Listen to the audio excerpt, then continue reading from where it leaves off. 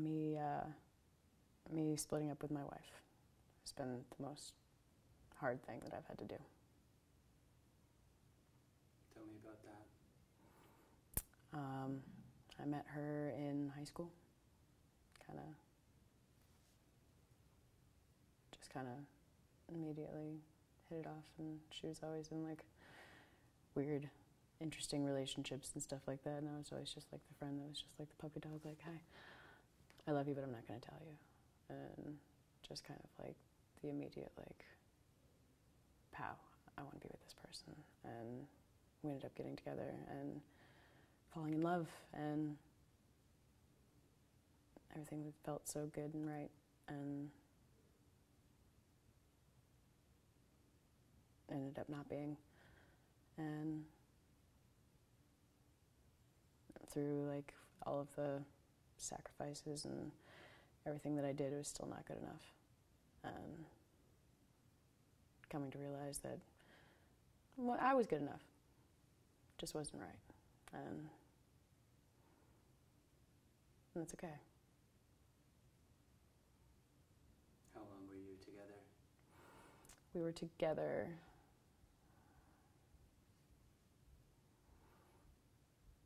for 6 years. What were those 6 years like? Happy.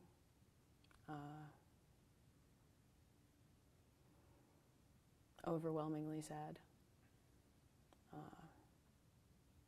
Challenging.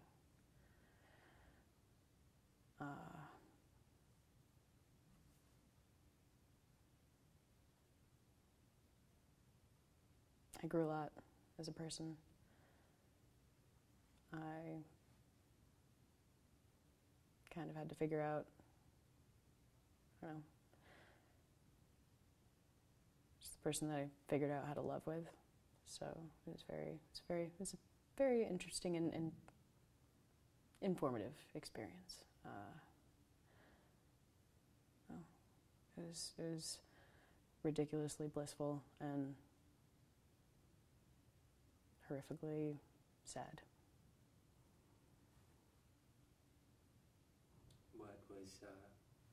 What was the unraveling of the relationship?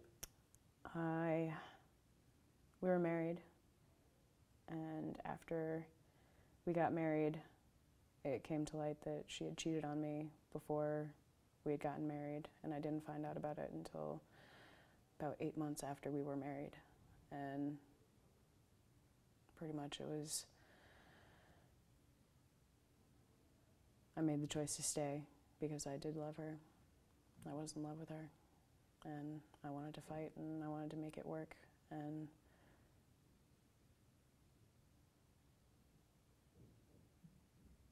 it was me putting in 90% of the work of the relationship on myself and just letting myself get treated terribly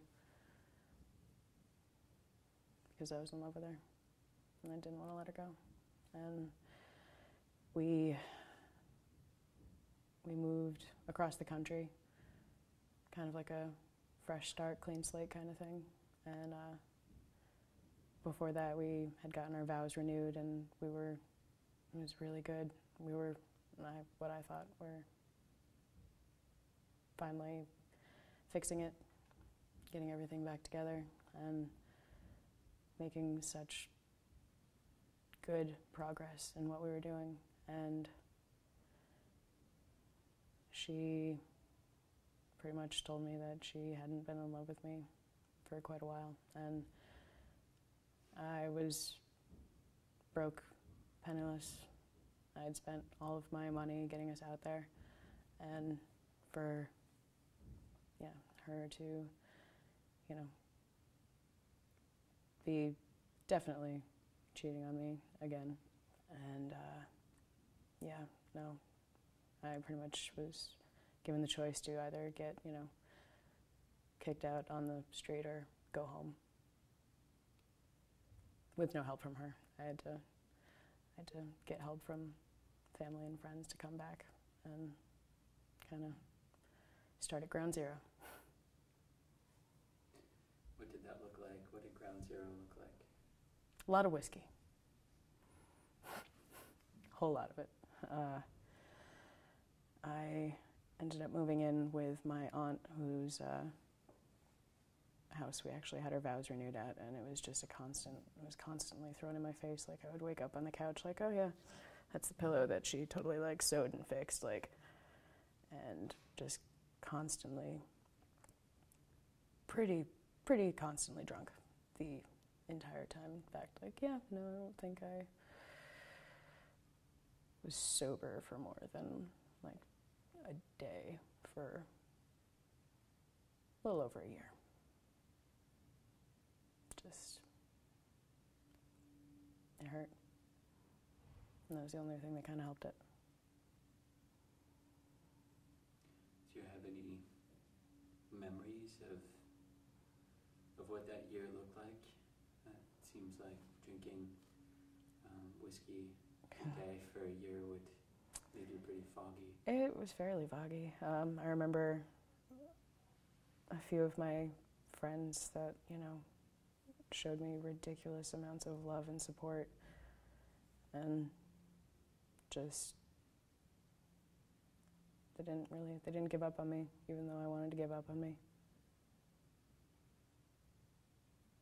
And yeah, no, I was working at my old job, and I knew that I was just, nope, this is not going to be good, because this is going to keep happening. I know that this is going to keep happening. I can't be here anymore, just constantly surrounded by memories and even people that, you know, we were friends with together and stuff like that. It was too much.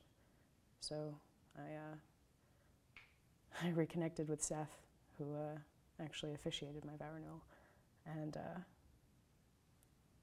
went to a music night, and he's just like, we would be really good roommates, you know that? I'm like, yeah, we would. And so I moved to New Haven, and it's been really good since then. Just the change of scenery, the changing myself, being more mindful, and not letting it hurt me anymore. How long has it been since the separation? It's been since September 20th of 2014. I came back to Connecticut October 1st, 2014. What sort of stage of grief would you say that you're at now? I'd say I'm still in recovery. There are definitely still some things that kind of bring me back, and I'm aware of it. So I wouldn't say that I'm over it, but I'd say I'm well on my way. What are some of the ways that you're coping with it today? Are you still using whiskey daily? I'm not. I'm actually definitely on the wagon now. I don't like myself when I drink, so I'm not doing that anymore. And no, I've, you know, since then I've lost like 90 pounds just trying to be better to myself, treating myself better, and being more deliberate in my words and my actions. And it definitely helps me just stay focused on what I'm doing and not letting that affect me anymore. Say that I just try and keep busy, hang out with good people, talk about good things, go cool places. You mentioned connecting with Seth and did a music night. Yeah. Tell me about that. Music night is a wonderful, beautiful meeting of fantastic humans, and everybody just comes together, and there's all kinds of fun random instruments, and sometimes somebody will have like a song that they really like to do like consistently, and everybody will just add and contribute to it, and it'll just mold. It's nothing set or pre thought out or planned. It's a very organic and fluid kind of thing, and it's beautiful. And some people that have never played an instrument have come to music night and have just absolutely fallen in love with it and have been like a musical prodigy at one of our many random instruments. And it's very therapeutic. Music is definitely a very good medium for therapy. Sounds like it's also created a sense of community. Absolutely. How important do you think that is, especially going through stages of grief, having a sense of community?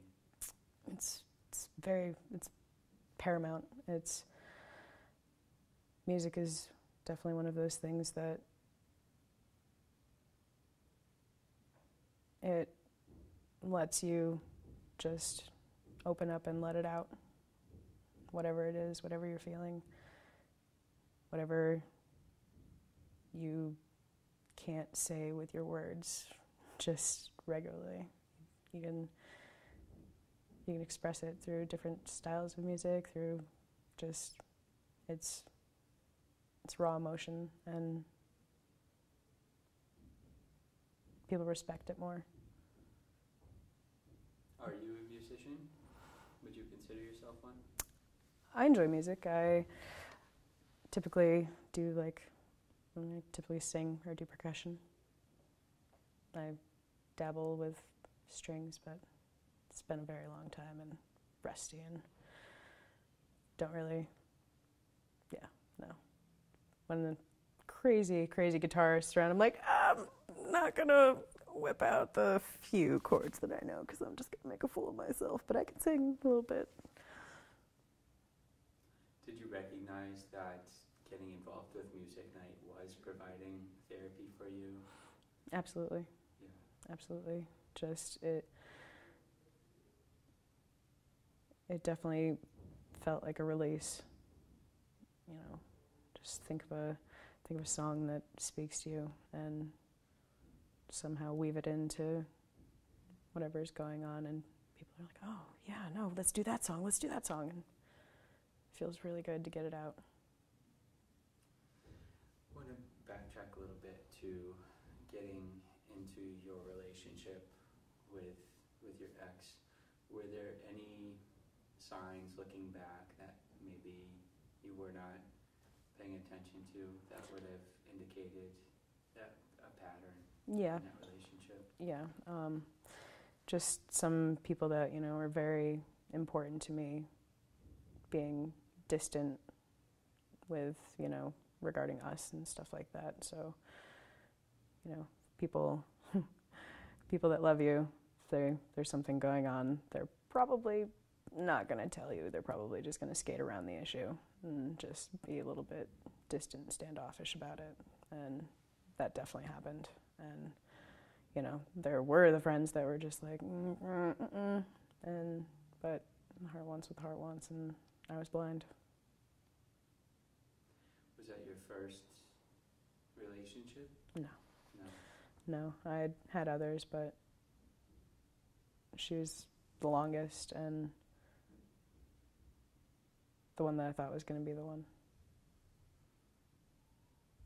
Had you experienced heartbreak prior to that? Not to that extent. Just the kind of, well, that sucks that it didn't work out, but happy or happy, whatever makes you happy. But, yeah, nothing like that. What does it feel like to experience that magnitude of heartbreak? Death.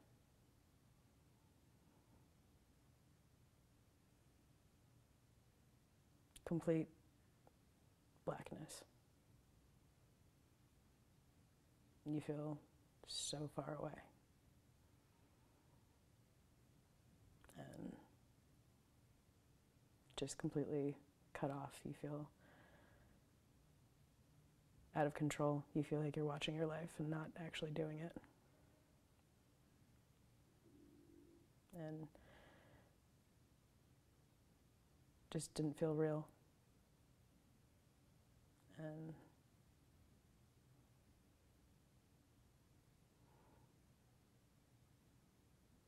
just blind anger, complete just rage, and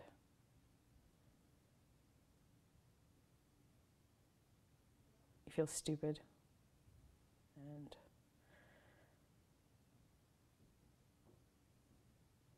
resentful and like you never want it to happen again, ever. And it's hard finding the boundary of keeping yourself safe and not living. Seems like, when you experience that level of pain, your initial reaction would be to put up the walls, Yep. create the barriers and close yourself off to protect yourself.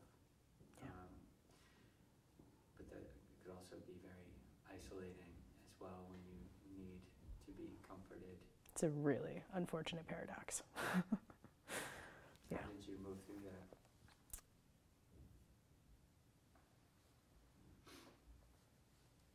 You find people that are worth it. And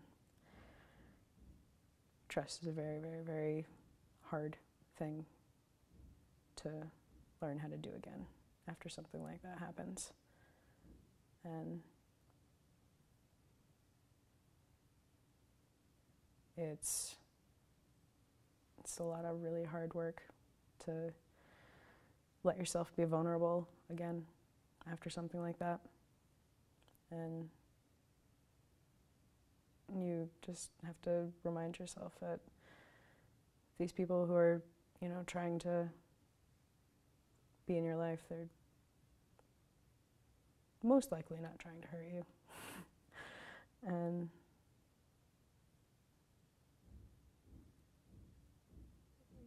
kind of just have to remind yourself that, you made the choice to keep doing this life thing, and it's not really worth it if you don't have people in your life that love you. And it's really hard for them to love you if you don't let them. You mentioned the word vulnerable, being vulnerable. I think a lot of times we associate the word vulnerable with allowing ourselves to be hurt. But on the other side of that, it's also a passageway to let love in and to let love out. Yeah. How do you practice a state of vulnerability after being hurt?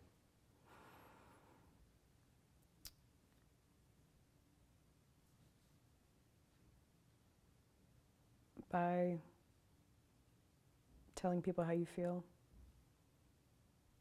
as much as it sucks.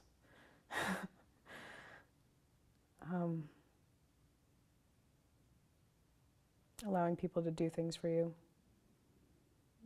letting them kind of show you that they're not going to hurt you.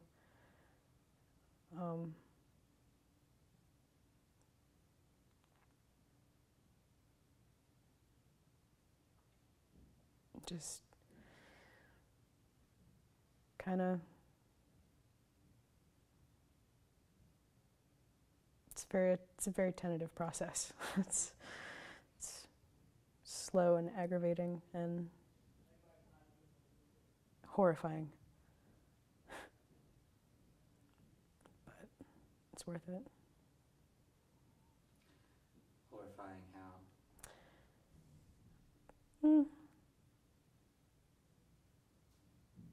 You go through something like that, you're not going to do it again.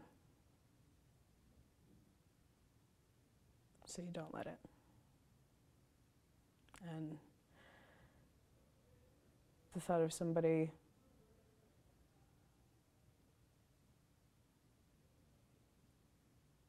just kind of, tapping away at the bricks of your wall, getting closer and closer, it's a very scary feeling. Because it means that person's close enough to go in there and hurt you. But that also means that you're letting yourself live again and love again and allowing yourself to do so. You're making that choice to have this experience and figuring out what it's going to look like. Sounds like there's a certain level of trust that you have to have in the people around you. Absolutely. That can be hard. Yep. Especially after being hurt, to trust people. It's very hard. The people around me have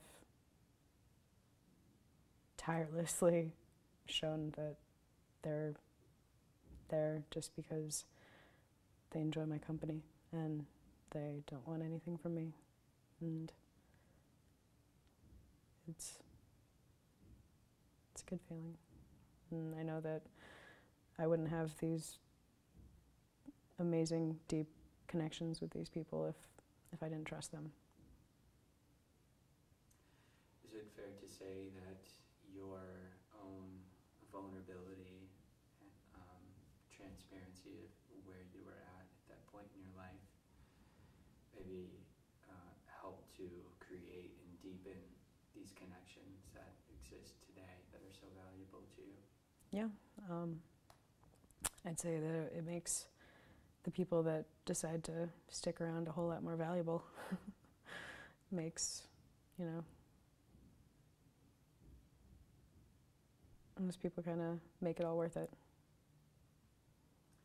Because they're there for you when you're sort of at your lowest point, but they're also able to accept you when you're doing well and things are good. Exactly. Everybody in my life that I, attribute love and value to, they know that I would, in an instant, do anything for them. You mentioned that it's not, that there's no expectation of you doing something in exchange for their friendship. Yeah. No. Is that something foreign to you? A little bit. Yeah. Why? Just because I'm used to having to do a lot for people and it being expected of me. So the concept that these people that love me just love me, want nothing from me, it's a weird and good feeling.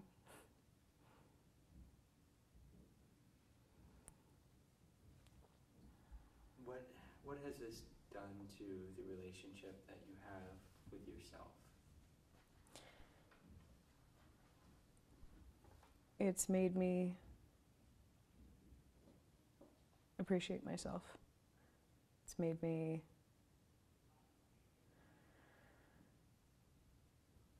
I'm impressed with myself.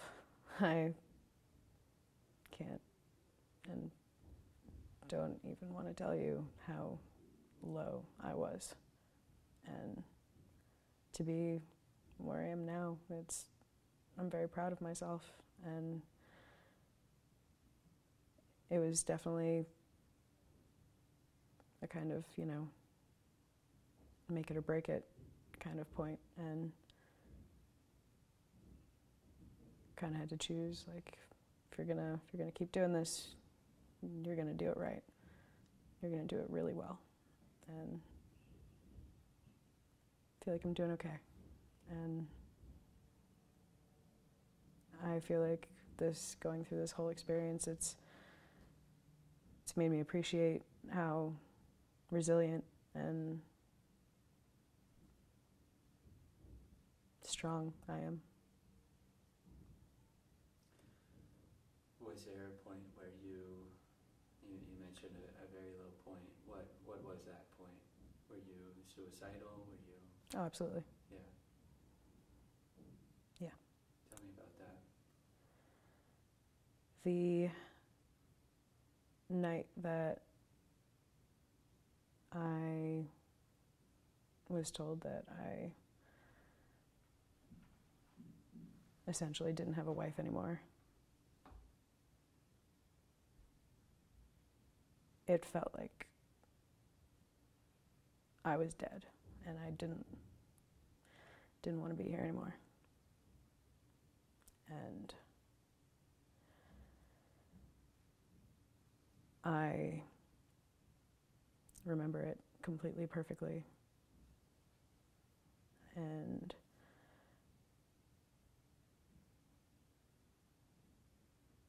I was not afraid to do it at all. I made a phone call to a friend of mine that I hadn't spoken to in a very, very long time.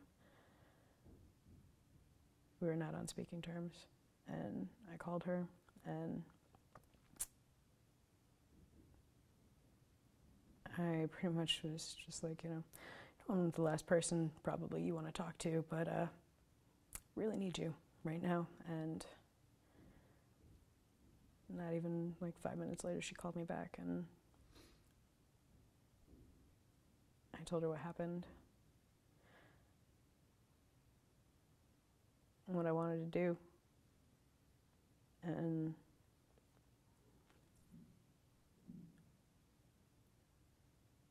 she told me not to. And this person that hated the shit out of me told me not to do this. And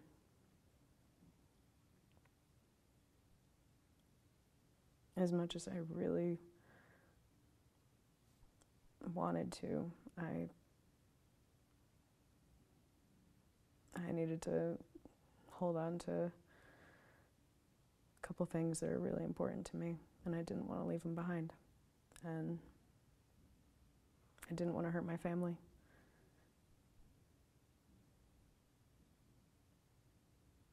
And I didn't want her to win.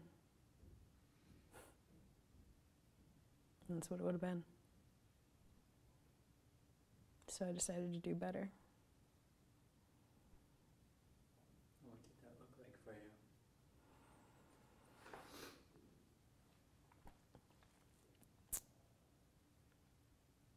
Changing myself.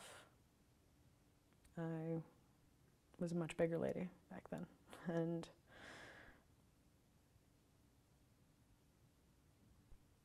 didn't really say much at all.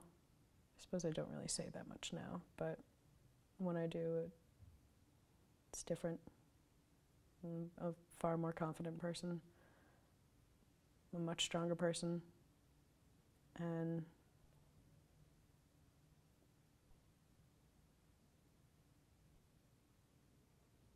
I love my job, and I love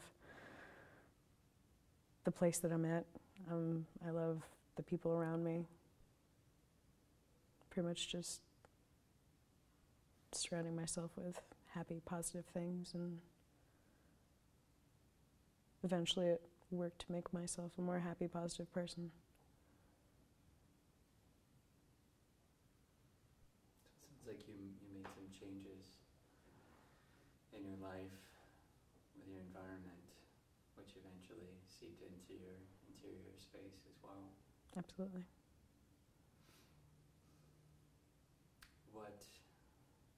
What brings you joy and happiness today?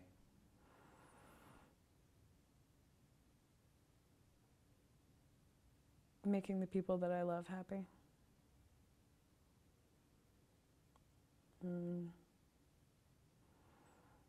Art and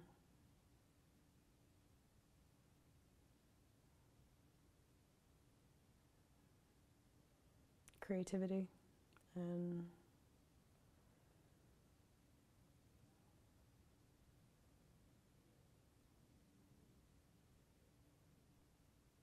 constantly just doing better.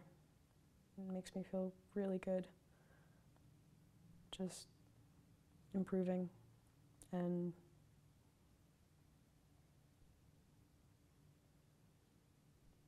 cooking. Cooking makes me really happy.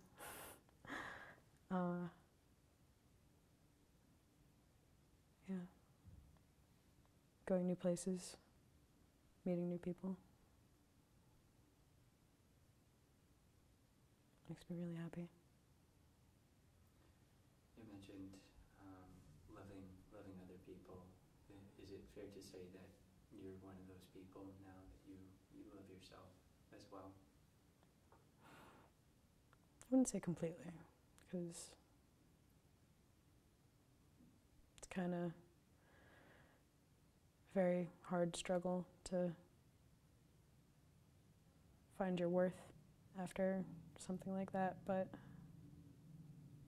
I'd say I'm like 80% there. What are some ways that you can practice loving yourself and taking better care of yourself? Being less critical of myself if and when I mess up.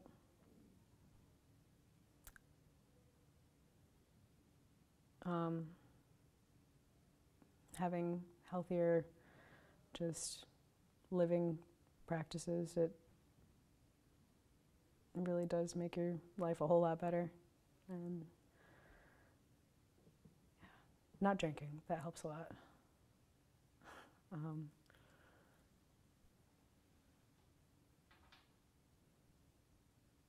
The vulnerability thing, allowing love to go in there.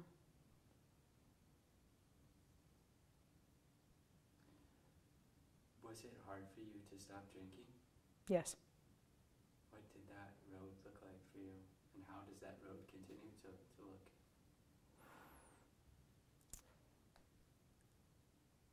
At first it was kind of a dietary thing. Empty carbs, not that great for you anyway. But I ended up getting very, very drunk, and my actions were disgusting, and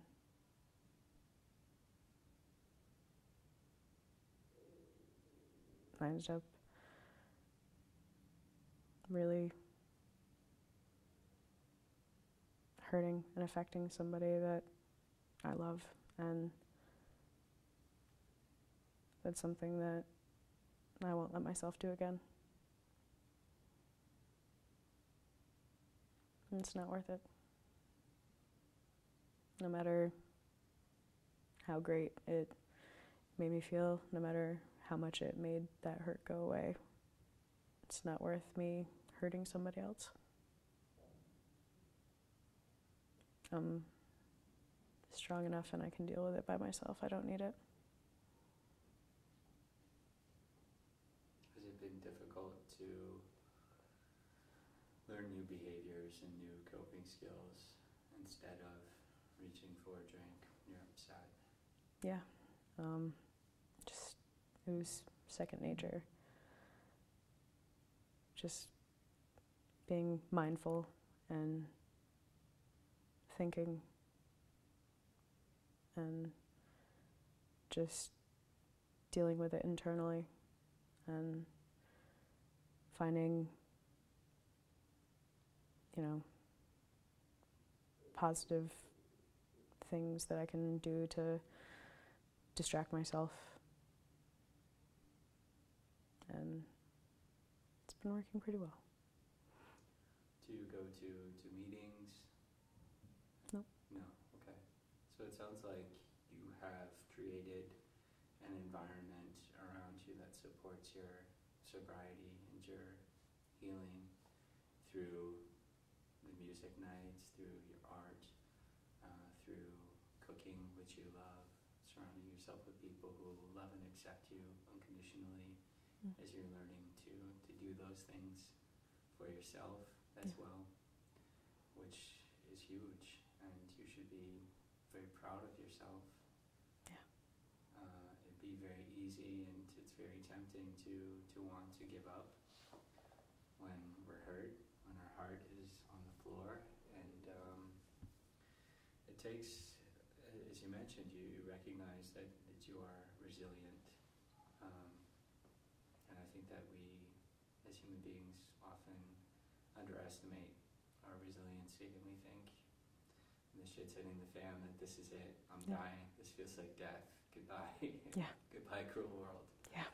But there's something on the other side of that, and that's what I want to bring to light at this point in the interview, is what good would you say has come out of what looked like and felt like death?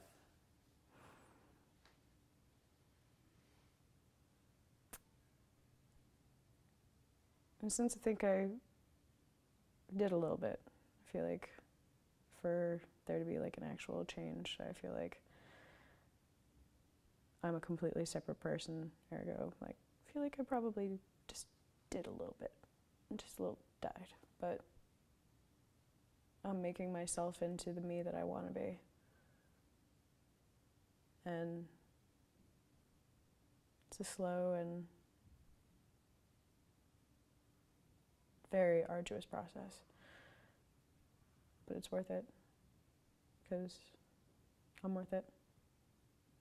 You are worth it. So are you, Muffin. What advice would you offer to somebody else who can relate? I'm sure, anyone can relate to heartbreak. It's something that we all have experienced or will experience, and I think it's important to know how to cope with it.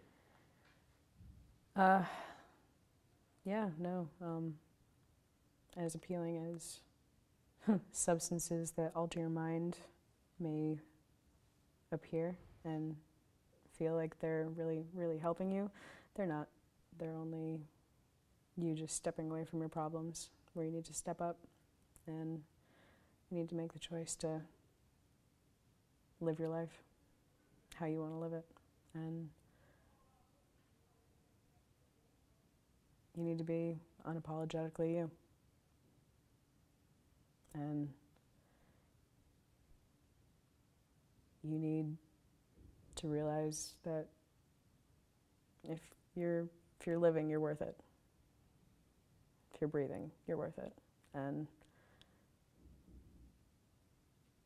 you need to find something that really does it for you, something that makes you happy, something that makes your heart sing, and just do it. Do it as much as you can. And talk to the people around you, no matter how horrifying and disgusting your thoughts may be. If you find somebody that you're comfortable with and that loves you, because there inevitably is, they'll listen, and it makes it better. When you were in your low state, was it hard for you to recognize that you still had people that loved and cared about you? Very hard. And you know better now, right? Yeah.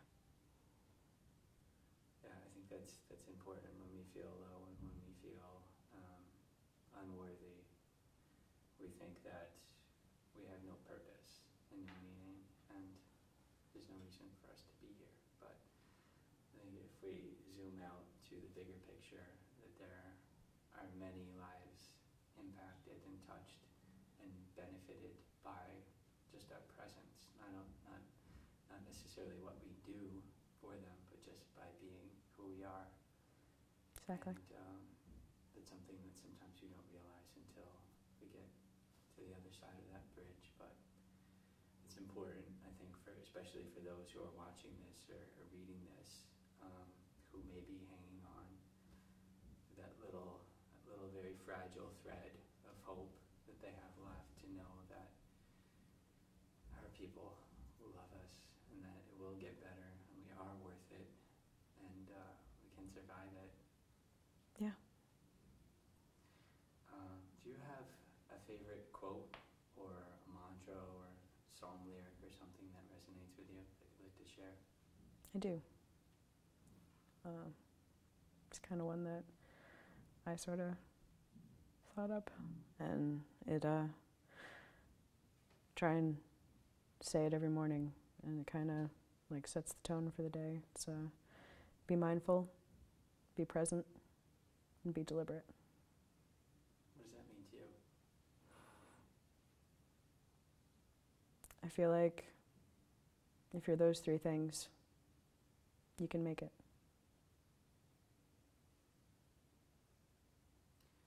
Mindful. What does mindful mean? It means you're conscientious of your actions and your words, and you're not impulsive. You're thoughtfulness, just being aware and cognizant of what you're doing and what's around you. And present. What does present mean? Present,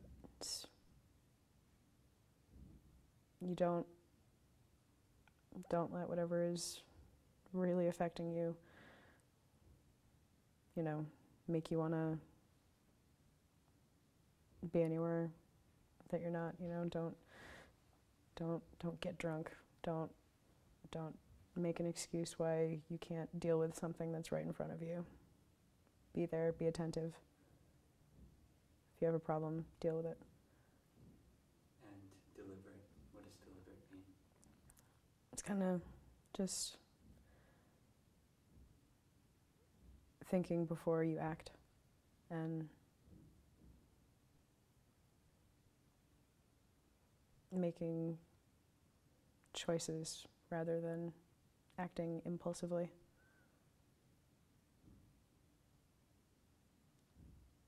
Powerful. I think that's not only a mantra, but it's an affirmation. It's in keeping with meditation, which are very important techniques in handling any stressful or painful experience. That's a great way to start the day. How has it felt to talk about these feelings and experiences with me today? I know you weren't expecting to do this. I was not, but I'm comfortable with you. We're not particularly familiar with each other, but I feel comfortable with you, and I feel like because this is a very, very powerful thing that you're accomplishing here, I feel like however uncomfortable it is for me to talk about my feelings and my experience and stuff like that, if there's any possible way that anything that I've said could possibly help somebody, it's worth my discomfort. Definitely not a particularly easy sharing kind of person at all, but if this helps one person, it's worth it. That's the whole point of this, and I'm glad that you were willing to sit and be uncomfortable with expressing your feelings, to maybe allow someone else to know that they're not alone in experiencing heartbreak and processing grief, and that there is hope. Thank you. Thank you. All right, I'm going to ask you a separate question for your other portrait. How are you feeling? Good. You seem calm. Yeah, calm. Okay. All right. Today is April 24th. I'm still here with Bonnie. Bonnie, what does resilience mean to you? It means that you're stronger than whatever tried to hurt you. And you're strong enough to get back up and try again. Nice. Thank you. All right. And this is one of the parts of the interview that I really love.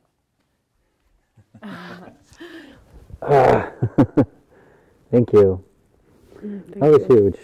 I know that was a big step for you. I could sense that you're not one to talk about your feelings, and I think that was really important. Oh. Are you ready to dance? Oh, let's do it. All right.